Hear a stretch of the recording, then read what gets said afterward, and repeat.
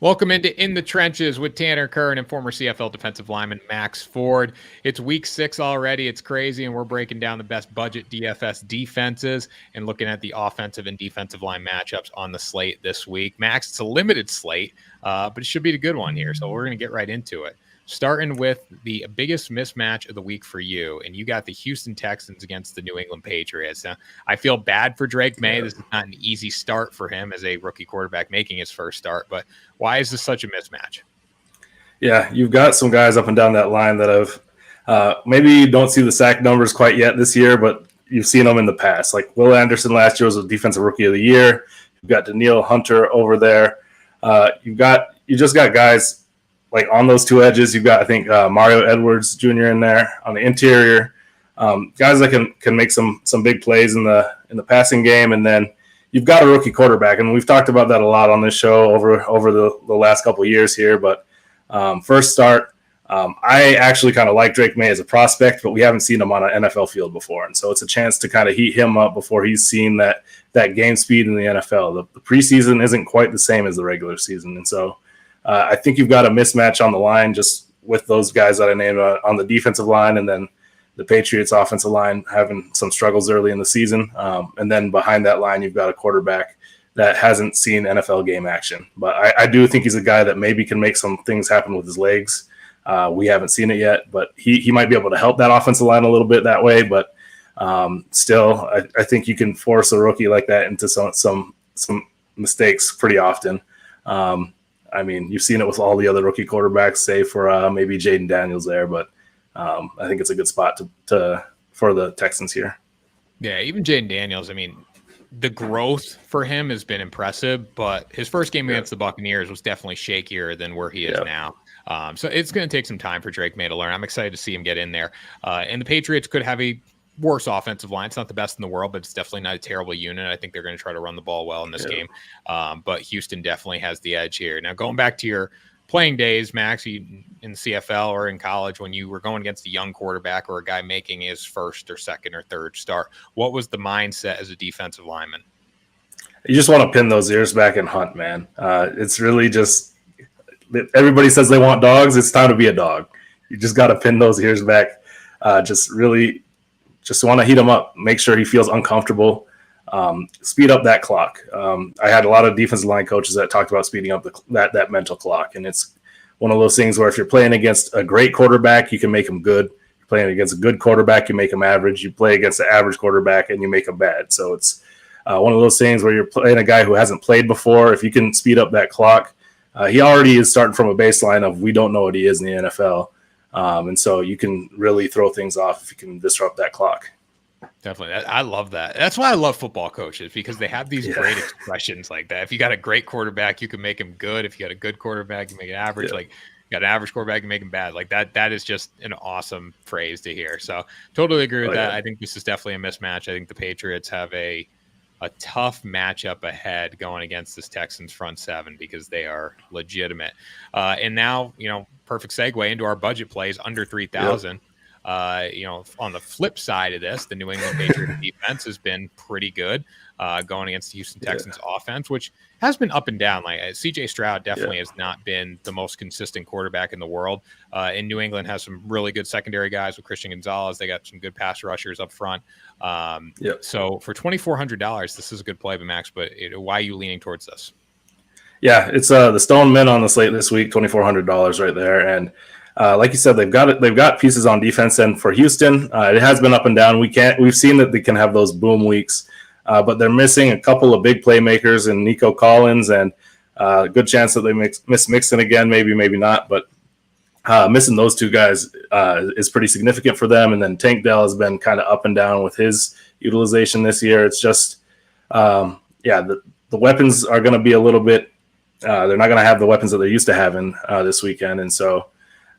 Between that, playing a tough defense, and on the flip side of things, we talked about Drake May already. There's a good chance of the defense putting some pressure on him, but if he can surprise us, you get that wide range of outcomes with a new quarterback. If he can surprise us, you can get some potentially some complimentary football, because that offense has had some struggles moving the ball, and maybe that's a shot in the arm they need. So it's a wide range of outcomes here with the offense that maybe could help the defense. But even if they don't get the help that they need, I think it's a spot that you can pick there here and there with that defense just on their own strength, on their own merit there. Yeah, I think with all the weaknesses the Houston Texans have been having on offense, they've been up and down. The Patriots need to get to C.J. Stroud early in the football game there, and then on the flip side, when you're looking at a guy that needs to make an impact, if you are going to play this as Keon White, 4 sacks on the season, but hasn't had one for 3 straight games, is doing a good job making tackles there, but the sacks got to start coming. You got to speed up the clock for C.J. Stroud. So I like the play. Definitely a risky one because Houston can pop off at any time, but again, it's a budget play, and it definitely gives you some money to move around to other parts of your lineup. Yep. Tennessee. Speaking of Tennessee, first off, before we talk about Tennessee defense going against the Indianapolis Colts offense for $2,800, what's the quarterback situation looking like in Tennessee? Is Will Levis ever going to play again? Man, as a fan, I just kind of hope so, because just over it's been 5 weeks, and just the memes you get, even it's just kind of fun. But and also as a guy who likes defense, he's a guy that you can kind of speed up that clock. He's very up and down, like another quarterback in that division in this game, and Anthony Richardson there.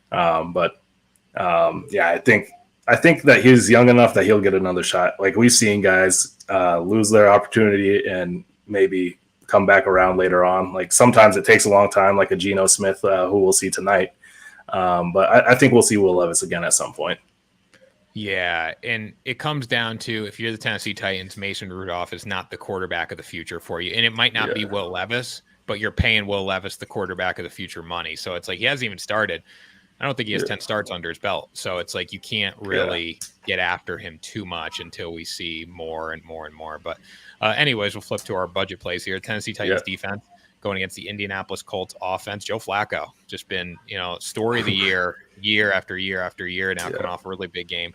Fun matchup in the trenches. I love what Indianapolis can do on the offensive side of the ball. You have some, great offensive linemen there. It's going to be a game where I think they lean on the run and then work in the play action. But why do you think Tennessee can come in here and make a stance?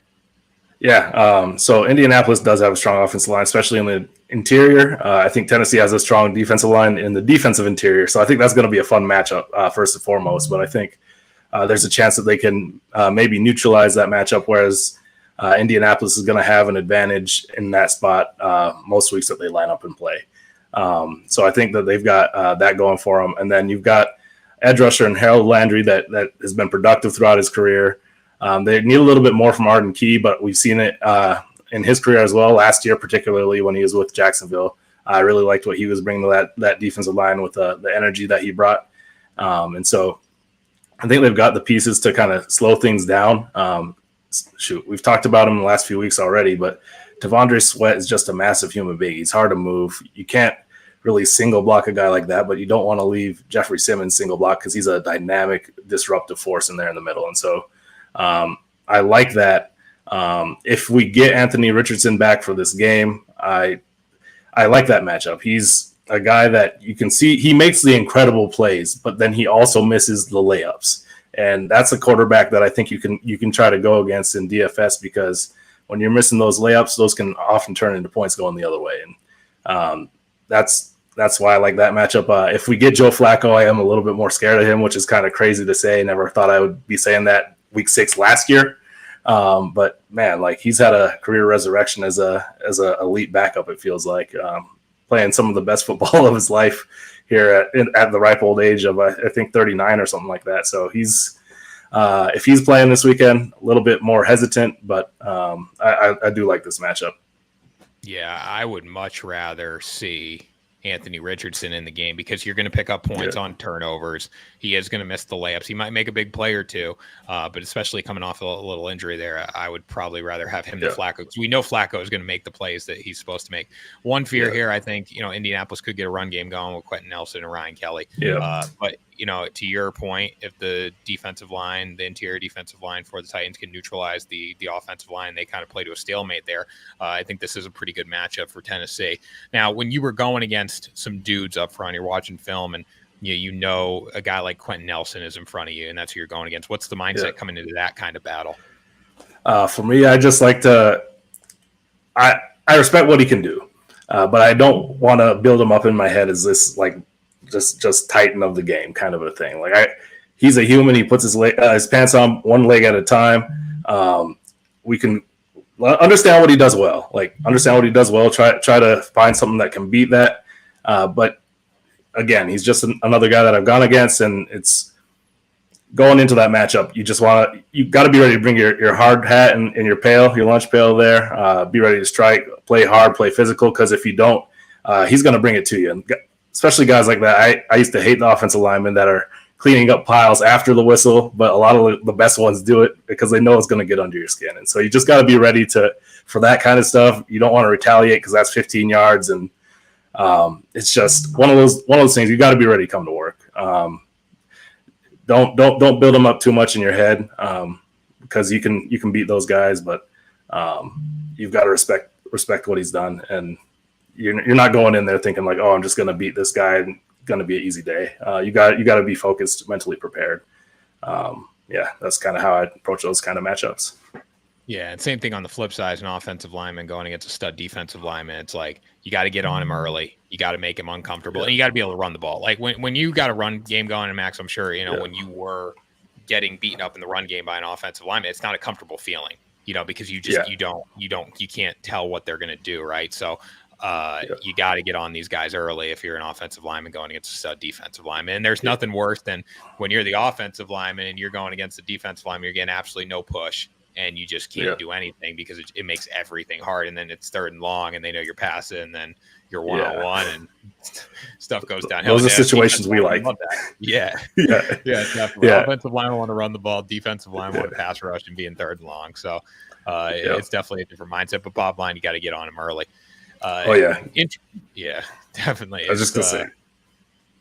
Getting on them early is like that first snap always was a thing for me. Like, you warm up, and it's like you strike the guys on your team. It's kind of, you get a little pop, but it's not the same. That first snap for me was always a big one. Just kind of feeling the power through my hands, through the heels of the hands. You want to get strike, get that lockout, and kind of feel what you're going up against. It's you watch it on film all week, but just getting that feel on that first snap, it was huge. Like after that, you can kind of. Obviously, he's going to do a lot of different things throughout the course of the game, but you get a feel of what you're really handling here. So that first snap, like you said, starting fast, it's huge.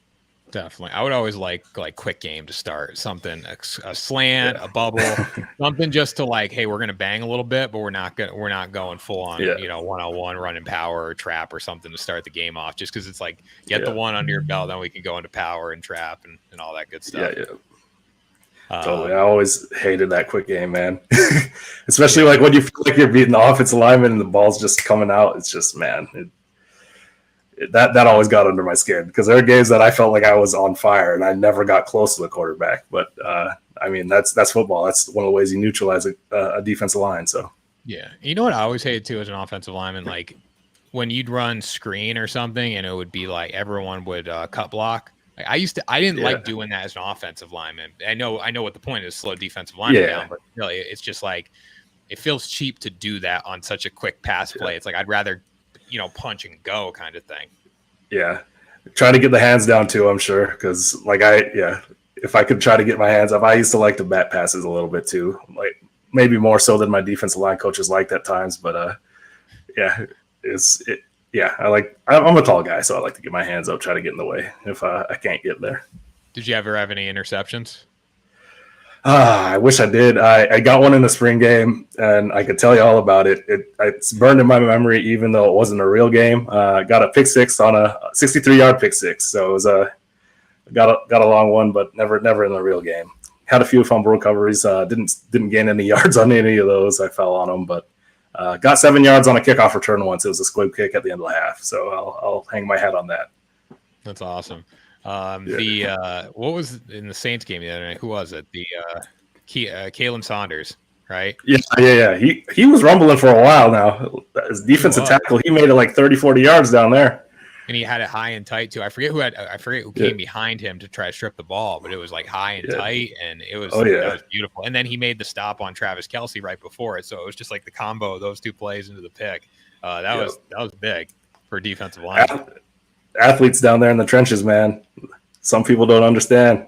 I think, offensive linemen, defensive linemen, by far, like the best athletes on the field. And you got to take that with, a grain of salt a little bit because, obviously you can't go out and run a 4.4. But I think an offensive lineman that can run, or a defensive lineman at, 270 to 300 pounds that can run a sub 540 means more than the 180 pound, 170 pound dude that just runs straight down the field. Yeah. Also, I'm a little bit biased, but I tend to agree. Yeah, definitely. There's no doubt about it. But anyways, our last matchup here, our last budget play of the night, Tampa Bay defense going against New Orleans Saints offense.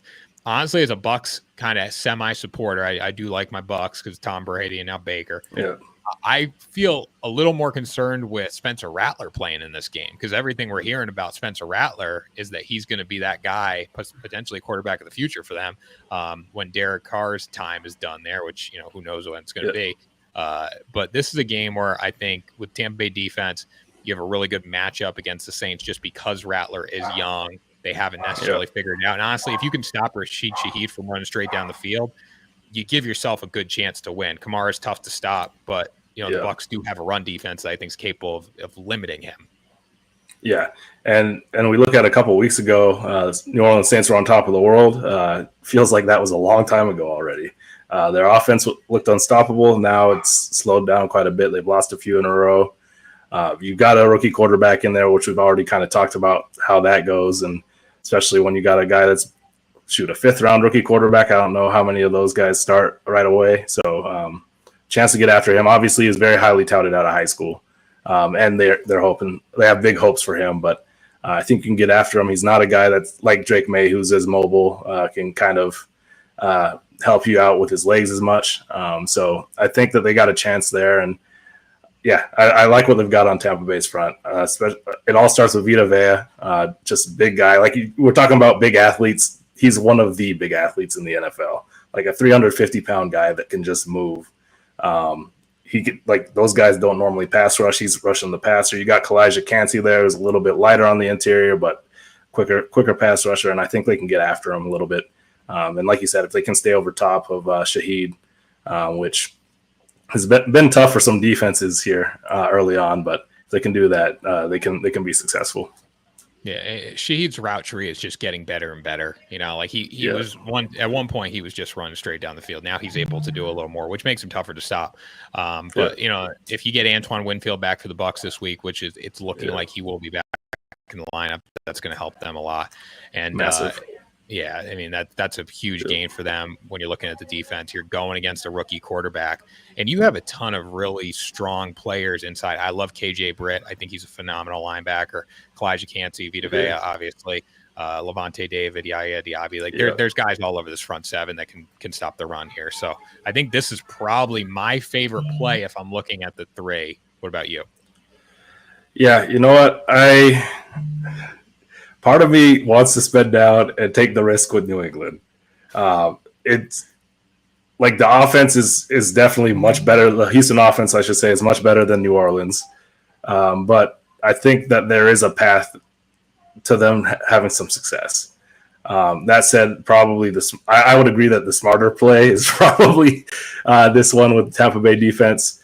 Though I think the range of outcomes are more like you're more likely to get more points out of this one. But I think with that New England one, yeah, you might get absolutely burned. But I think there's the opportunity that I think you can get that outer edge outcome that is probably a little bit. You're getting more points out of that than I think you do with the best case scenario with Tampa Bay. I think it's kind of more condensed range of outcomes there.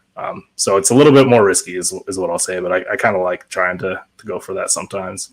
And you get burned, but DFS you're trying to win you're trying to win against everybody. You're not trying to get in that middle grouping of teams. So why not go for it? You got to take risks.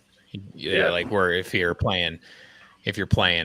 you're betting or something, it's like I need to get the best possible lineup I can get because I'm like directly go. I need like I'm not competing against anybody but the house. But in DFS, I mean, you got to take those risks. So it makes sense to go with Patriots there. It could go really good. Like I could see this game being 13-10 in the fourth quarter. I could also see it being 35-7 or 35-10 in the fourth quarter. So where the Bucks, I think that game's going to be a 7 to 10 point game the entire time. It might be low scoring, it might be high scoring, but I think that you kind of know what the outcome's going to be there a little more. But anyways, Max, what are you most looking forward to coming up? We got some big games on the slate. Jets Bills will be fun. Robert Saleh just getting fired. Feel sorry for him, but they're still playing for him allegedly. Yeah, no, I was shocked by that. I know you asked a different question, but I just got a comment on that. That was crazy. You would have asked me on Monday morning, like if he was going to get fired or who the first coach to be fired was. He was not even on my radar there. So maybe that shove with Aaron Rodgers meant a little bit more than I thought it did a few weeks ago. But yeah, as far as your question, what I'm looking forward to most, there's definitely some big games on the slate here. But I know we talked about it. You grew up rooting for Tampa Bay. I grew up rooting for New Orleans. And so just the matchup of the show here, man, NFC South showdown should be fun.